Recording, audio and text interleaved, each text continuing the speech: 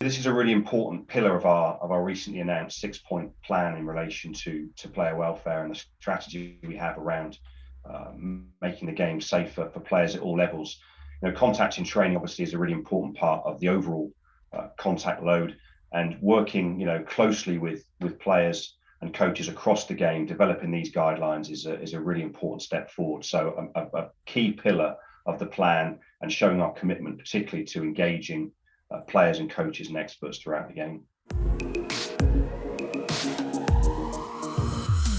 The professional player spends most of their time training rather than playing.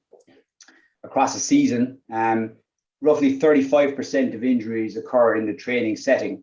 So even though the player will spend far more time training, they're less likely to be injured. That said, it's an area that we can control, and by limiting high-risk activity, we would hope to drop that figure even further. By definition, contact training is a higher intensity phase of training. Because of that higher intensity, there are factors like fatigue and technique error, which can lead to accidental head impacts, and head impacts occur. Our job is to try and limit the amount of these that occur by making coaches aware of how much contact training they're doing, not just the volume of contact training, but also the intensity and the unpredictability of that type of training.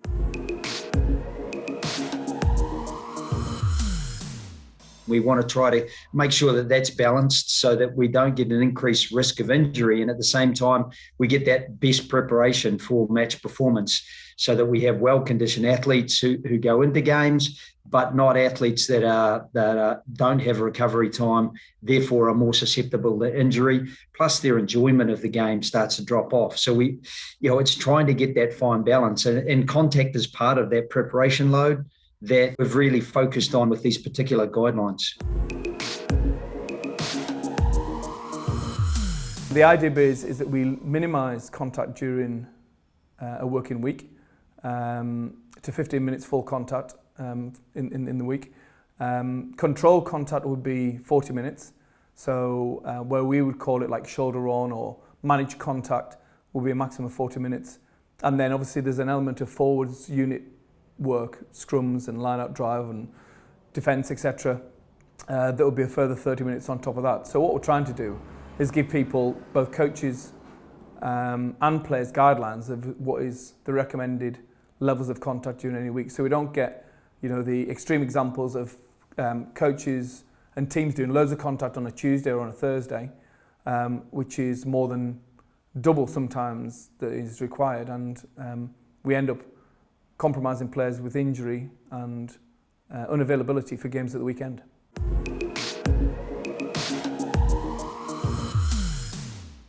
So the current guidelines reflect best practice across the elite levels of the game.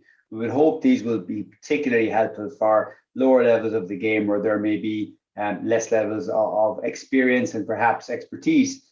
From our perspective, though, we need to answer the question, what do these guidelines actually mean in terms of player impact, so head impact events in the game or training? And to do this, we're using instrumented mouse guard technology, which has advanced considerably in the last couple of years and allows us to accurately gauge the number of head contacts that occur, their intensity, and the phases of training and play which lead to the highest number of head impact events, thus giving us a scientific solution to this question and allowing us to direct reform and changes in the right pathway for players to improve health. Yeah, well, this is just a new initiative, and World Rugby have approached Leinster and several other clubs if they would go down this pilot study of using instrumented mouthguards, which will monitor collision load during A, games, and B, training. So we're more than happy to partake in the initiative and the pilot study. And if any of the data that can be used from our training sessions and our games that help inform World Rugby as to what is acceptable levels of contact, then we're doing this because we want the game to be safe for the best players in the world, but also players who play at every level of the game, all the way down to the community game. This isn't just for the senior professional game. This is for for every level of the game. You know, how can we minimise the amount of contact they do on during the week to allow them to play healthy and injury-free on weekends.